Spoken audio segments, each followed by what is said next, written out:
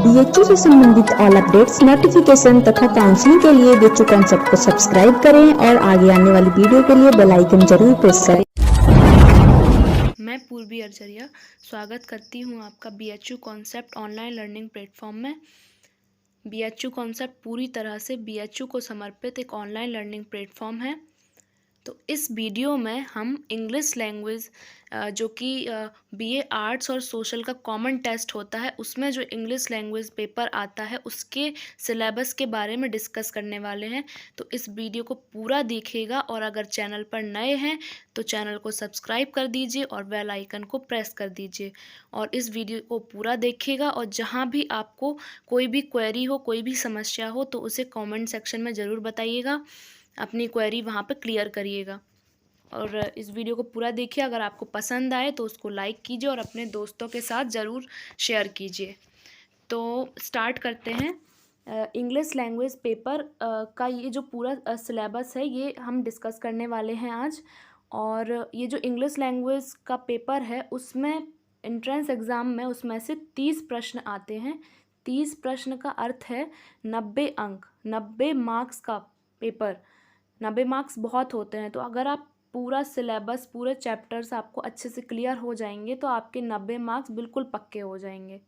और English language हो या हिंदी लैंग्वेज हो, दोनों ही बहुत अच्छी लैंग्वेजेस हैं आपके, और दोनों ही बहुत सिंपल होते हैं, बहुत हार्ड नहीं होते हैं। तो आप अपने हिसाब से उसमें से जो भी आपको पसंद आए वो चॉइस कर लीजिएगा। और मैं इंग्लिश लैंग्वेज पढ़ाने वाली हूँ। तो इंग्लिश लैंग्वेज का सिलेबस लिखा हुआ है। अब हम एक एक जो टॉपिक है उसको अच्छी तरह से अभी थोड़ा थोड़ा उसके बारे में चर्चा करेंगे कि इसमें करना क्या है। फिर आगे की वीडियोस में आपको इनमें से एक एक टॉपिक के बारे में एक एक डिटेल्ड वीडियोस और कि जितना भी मटेरियल होगा, पीडीएफ्स वगैरह, वो सब मिल जाएंगे। ठीक है, तो स्टार्ट करते हैं हम। सिनोनिम, ठीक है। तो सिनोनिम का अर्थ होता है कि जो समान अर्थ वाली जो समान मीनिंग वाले जो शब्द होते हैं उनको सिनोनिम्स बोलते हैं। तो मतलब जो उनके सबसे पास वाली मीनिंग, नियरेस्ट मीनिंग बोलते हैं ना, बिल्कुल उसी के समान अर्थ उसका निकले उसको सिनोनिम बोलते हैं। जैसे कोई भी एग्जाम्पल ले लीजिए, जैसे एडवांटेज ले लीजिए, ठीक है। तो एडवांटेज का सिनोनिम होता है प्रॉफिट। तो एडवांटेज का अर्थ भी लाभ होता है और प्रॉफिट का अर्थ भी लाभ होता है। तो ये हो गए सिनोनिम्स, ठीक है। तो सिनोनिम्स पेपर में बहुत ही ज़रूरी आते ही हैं, हर साल आते हैं ये। और ये जितना भी आपको मैटर बता रहे हैं वो हमने पूरा जो बीएचयू का एंट्रेंस एग्ज़ाम है, बीए आर्ट्स और सोशल का, जो अब तो कॉमन टेस्ट होने लगा है, पहले नहीं होता था, लेकिन जो जितना भी सिलेबस रहता था और जैसा भी एग्ज़ाम आया है उस हिसाब से हमने पूरा ये सिलेबस तैयार किया है। पिछले 10 साल के पेपर से उसके अकॉर्डिंग पूरा तैयार किया है। तो ठीक है, तो पिछले 10 साल के अकॉर्डिंग सिनोनिम्स लगभग 4 से 6 की संख्या में सिनोनिम्स आते हैं, ठीक है। अब अगला जो टॉपिक है वो है एंटोनिम्स। एंटोनिम्स होता है बिल्कुल विपरीत अर्थ वाली शब्द जो होते हैं उनको बोलते हैं antonyms.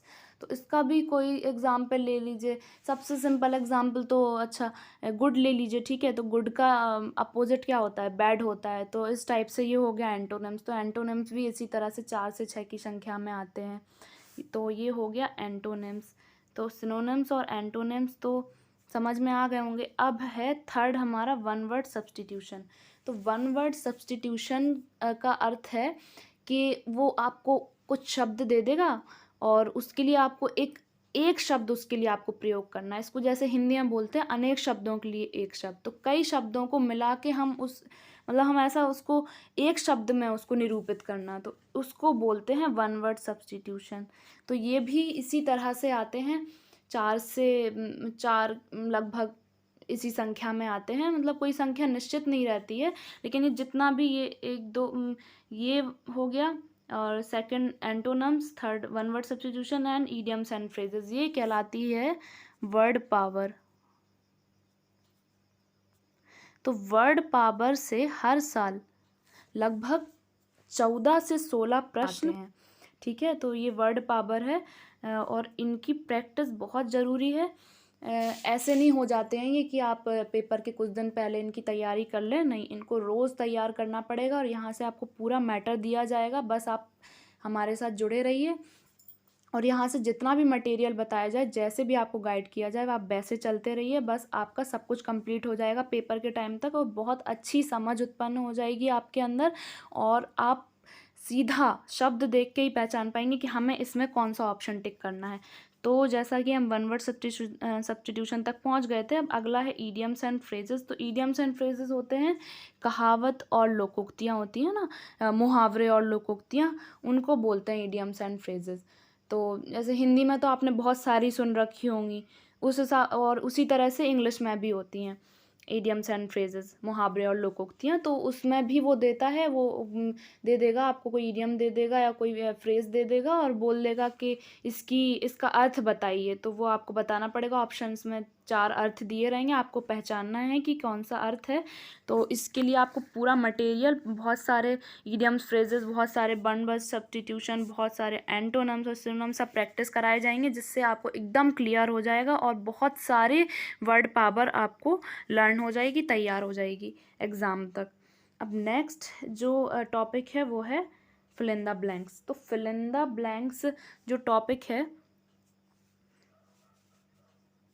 Fill in the blanks जो टॉपिक है उसमें ऐसा नहीं कि कोई ऐसे मतलब फिल इन द ब्लैंक्स एक कोई जनरल पर्टिकुलर एक ही टॉपिक हो, वो कुछ भी दे सकता है। आर्टिकल्स भरने के लिए दे सकता है, प्रीपोजिशन भरने के लिए दे सकता है, टेंस भरने के लिए दे सकता है, जनरल वर्ड्स भरने के लिए दे सकता है। तो आपको पहचानना पड़ेगा कि इसमें आर्टिकल भरना है, कौन सा प्रीपोजिशन भरना है, कौन सा टेंस भरना पड़ेगा या कौन सा जनरल वर्ड इसमें फिट बैठेगा। तो आपको ऑप्शन के हिसाब से उसमें समझना पड़ेगा। तो इसकी भी बहुत सारे एग्जाम्पल्स और जो भी रूल्स होंगे वो डिस्कस की जाएंगे आगे की वीडियोज़ में। तो आर्टिकल तो एक अलग से ही टॉपिक है, इसको बहुत अच्छे से डिटेल्ड बताया जाएगा। प्रीपोजिशन भी एक बहुत अच्छा चैप्टर है, इसको भी डिटेल्ड बताया जाएगा वीडियो में, और टेंस भी। और जनरल वर्ड्स जो है, इसके लिए आपको अपनी खुद की समझ होनी चाहिए। ये आप अपनी ही समझ से, इसका कोई रूल नहीं होता है, कोई पर्टिकुलर रूल नहीं होता है इसका जो आपको रटा दिया जाए या जो आपको पढ़ा दिया जाए। ये तभी आप भर पाएंगे जब आपके अंदर इंग्लिश ग्रामर को लेके समझ आ जाएगी, और ये समझ ज़रूर आएगी। बस हमारे साथ जुड़े रहिए, आपका हर एक क्वेरी आपकी ये सॉल्व करी जाएगी और इतने अच्छे से कॉन्सेप्ट क्लियर किया जाएगा। तब तक आप इतनी समझ आपके अंदर विकसित हो जाएगी कि आप आराम से वो वर्ड्स देखते ही उसमें भर दोगे कि इसमें कौन सा वर्ड सही आएगा। अब नेक्स्ट है miss spelled words. Miss spelled words का मतलब है कि कोई गलत मीनिंग दे देगा, वो कोई रॉन्ग मीनिंग दे देगा, और आपको उसमें पहचानना है, आपको वो 4 मीनिंग्स देगा, उसमें से पहचानना है इसमें से सही कौन सी लिखी हुई है, तो आपको वो पहचानना है, ठीक है। नेक्स्ट है फाइंडिंग एरर। फाइंडिंग एरर भी इसी तरह से होता है, एक सेंटेंस दे देगा वो आपको, और उसमें आपको ये ढूंढना है कि इसमें मिस्टेक कहाँ है। मतलब उसमें वो कोई ग्रामेटिकली मिस्टेक करेगा और आपको देखना है उसमें कि मिस्टेक मतलब किस पार्ट में है। वो किसी भी पार्ट में मिस्टेक हो सकती है, आर्टिकल भरने में मिस्टेक हो सकती है, प्रीपोजिशन मिस्टेक हो सकती है, या टेंस में मिस्टेक हो सकती है, तो वो आपको पता करना पड़ेगा। तो इसका भी बहुत अच्छे से डिटेल रूल्स और जो भी इसका मैटर होगा वो आपको बताया जाएगा आगे की वीडियोज़ में। तो आपका ये चैप्टर बड़े अच्छे से कंप्लीट हो जाएगा, कोई दिक्कत नहीं होगी। अब नेक्स्ट है पार्ट्स ऑफ स्पीच। तो पार्ट्स ऑफ स्पीच में ये जितने भी हैं ना, noun, pronoun, adjective, verb, adverb, preposition, conjunction और इंटरजेक्शन, इन सब की समझ आपको होनी चाहिए। और ये सब बड़े ही एक अलग ही अपने आप में बहुत अच्छे अच्छे चैप्टर्स हैं, बड़े अच्छे टॉपिक हैं। तो इनको भी एक एक करके वीडियोज़ में आपको क्लियर कराया जाएगा। और आप सोचें कि इसमें से क्वेश्चन कैसे आते हैं, तो क्वेश्चन ऐसे आते हैं कि वो आपको अंडरलाइन करके दे देगा, मतलब एक सेंटेंस दे देगा और उसमें से कोई एक पर्टिकुलर वर्ड को अंडरलाइन कर देगा और बोल देगा कि इसमें बताइए पार्ट्स ऑफ स्पीच इसमें से कौन सी है। तो वो तो आप तभी बता पाओगे जब आपको नॉलेज होगी कि नाउन कैसा होता है, प्रोनाउन कैसा होता है, एडजेक्टिव कैसा होता है, ये सब आपको पता होना चाहिए। तो इन सब की पूरी समझ आपके अंदर आ जाएगी जब आप पढ़ लेंगे इसको पूरी तरह से, इसको बहुत अच्छे से क्लियर किया जाएगा, कोई टेंशन नहीं है। और ये पार्ट्स ऑफ स्पीच बहुत काम आने वाली है आपको, वो चाहे फिल इन द ब्लैंक्स में हो, एरर में हो, या मतलब जैसा भी अंडरलाइन वर्ड दे दे पहचानने के लिए, वो आपको बहुत काम आने वाली है। तो ये टॉपिक भी बहुत आराम से कंप्लीट हो जाएगा। अब नेक्स्ट चलते हैं हम, ये कुछ एक टाइप से समझ लीजिए कि मिसलिनियस एक मिक्स टॉपिक समझ लीजिए। ये जो 3 हैं, ये और ये कोई अलग से चैप्टर नहीं है जो सिलेबस में होते हैं, लेकिन सिलेबस में ही है एक टाइप से, आप समझिए इन्हीं के अंदर, और डिटेल्ड टॉपिक हैं और इनसे भी क्वेश्चंस आ जाते हैं कभी कभी, तो इनको भी समझना बहुत इम्पॉर्टेंट है। तो पहले है the noun number and the noun gender. तो द नाउन एक बहुत अच्छा चैप्टर है, आप जानते हैं। तो नाउन के 2 बहुत ही इंपॉर्टेंट पार्ट्स होते हैं, एक होता है नाउन नंबर, दूसरा होता है द नाउन जेंडर। तो नंबर से अर्थ ही निकलता है संख्या। तो संख्या का अर्थ है, जैसे आपने हिंदी में पढ़ा होगा, एक वचन और द्विवचन, उसी को इंग्लिश में बोलते हैं सिंगुलर एंड प्लूरल। तो सिंगुलर का अर्थ है एक वचन और प्लूरल का अर्थ है बहुवचन। तो ये आ जाते हैं कभी अंडरलाइन वर्ड में दे दे वो कि इसका ये कोई वर्ड उसने अंडरलाइन कर दिया और बोल दिया कि भाई इसका प्लूरल बताइए, तो आपको बताना पड़ेगा, उसमें से छांटना पड़ेगा ऑप्शन में से। और एग्जाम्पल के ज़रिए समझ लेते हैं। अच्छा, तो सिंगुलर प्लूरल का एक एग्जाम्पल ले लीजिए, जैसे की है, तो की मीन्स होता है चाबी और कीज़ मीन्स होता है चाबियाँ। तो वो दे देगा कि की का प्लूरल बताइए, तो आपको बताना पड़ेगा। आपको इसके लिए बहुत सारे वर्ड, आपको बहुत सारे सिंगुलर प्लूरल के वर्ड्स आपको प्रैक्टिस होने चाहिए पहले से, तो वो बहुत अच्छे से प्रैक्टिस कराए जाएंगे, बहुत सारे वर्ड्स बताए जाएंगे जिससे आपको बहुत अच्छे से, और रूल्स भी होते हैं इनके कि कैसे सिंगुलर का प्लूरल बनाया जाता है, तो वो रूल्स भी आपको क्लियर किए जाएंगे कि कैसे बनाना पड़ता है। उसकी कोई टेंशन नहीं है, बस समझते रहिए, पढ़ते रहिए। अब नेक्स्ट है द नाउन जेंडर। तो नाउन जेंडर में है कि जेंडर बताना, मतलब 2 डिफरेंट जेंडर, जैसे स्त्रीलिंग और पुल्लिंग ले लीजिए, तो उसका अर्थ होता है जेंडर, जेंडर का वो भेद बताना। तो इसमें 2 जेंडर बताए हैं, स्त्रीलिंग और पुल्लिंग, ठीक है। तो स्त्रीलिंग होता है फेमिनिन और पुल्लिंग होता है मैस्कुलिन, ठीक है, मतलब मेल फीमेल का डिफरेंस। तो उसमें से भी वो ऐसे ही करेगा कि अंडरलाइन करने के लिए दे देगा या फिल इन द ब्लैंक्स में दे देगा भरने के लिए, जैसे भी वो दे, बस आपको ये टॉपिक आना चाहिए और समझ में आ जाना चाहिए कि यहाँ पे हमें क्या करना है। तो मैस्कुलिन फेमिनिन का भी जैसे एग्जांपल ले लीजिए, कोई भी एग्जांपल ले लीजिए, मैन वुमेन ले लीजिए, तो मैन हो गया मेल और वुमेन हो गया फीमेल। तो ये होते हैं मैस्कुलिन फेमिनिन। बहुत ही अच्छा चैप्टर है और बहुत अच्छे से बताया जाएगा, कोई टेंशन वाली बात नहीं है। तो ये हो गया द नाउन। अब नेक्स्ट है active and passive voice and direct and indirect speech.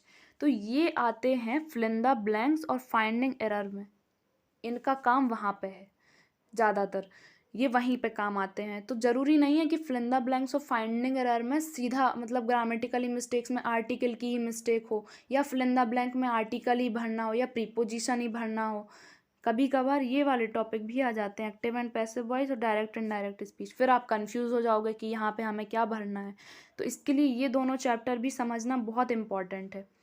तो इसीलिए, और बड़े अच्छे चैप्टर हैं, दोनों ही डिटेल टॉपिक हैं अपने आप में, तो इनको भी बहुत अच्छे से बताया जाएगा विथ रूल्स, कहाँ कैसे भरना पड़ता है, कहाँ कौन सी वर्ब यूज़ होती है, कहाँ कैसे वर्ड्स यूज़ होते हैं, सारे रूल, सारा कॉन्सेप्ट बताया जाएगा नेक्स्ट वीडियोस में। ये तो सिर्फ सिलेबस है, सिर्फ आप सिलेबस समझ लीजिए, और चाहें तो आप इसका स्क्रीनशॉट ले लीजिए, और जहाँ भी वीडियो में आपको दिक्कत हुई हो आप कमेंट सेक्शन में ज़रूर बताइएगा। वीडियो पसंद आई हो तो ज़रूर उसको लाइक कीजिए, जहाँ भी गलतियाँ समझ में आ रही हो आप उसको बता सकते हैं, हमारे साथ शेयर कर सकते हैं। BHU कॉन्सेप्ट हमेशा आपकी सुविधा के अनुसार और आपके जैसी भी आपकी पसंद है उसके हिसाब से ही आपके अनुसार आपको वीडियोज़ उपलब्ध कराते हैं, उसी के हिसाब से आपको मैटर उपलब्ध कराते हैं। तो बस हमारे साथ जुड़े रहिए, मेहनत करिए, और ये हमारा सिलेबस हो गया है आज। पूरी स्ट्रेटजी यही है कि हमें रोज़ इसको थोड़ा थोड़ा टाइम देके चलना है, इंग्लिश लैंग्वेज को। ऐसे नहीं कि 4-5 दिन पहले उसको कंप्लीट कर सकते हैं, ऐसे नहीं है, थोड़ा थोड़ा सा टाइम रोज़ देके चलिए, कम से कम 1-1 घंटा, तो आपका एकदम कंप्लीट हो जाएगा। तो ये हमारी स्ट्रेटजी है, और सिलेबस आपने देख ही लिया है पूरा, ये हमारा सिलेबस है, इसका आप स्क्रीनशॉट लेके रख लीजिए या इसको लिख लीजिए। बाकी जो भी डिटेल्ड चीज़ें होंगी वो आपको नेक्स्ट वीडियो में बताई जाएंगी।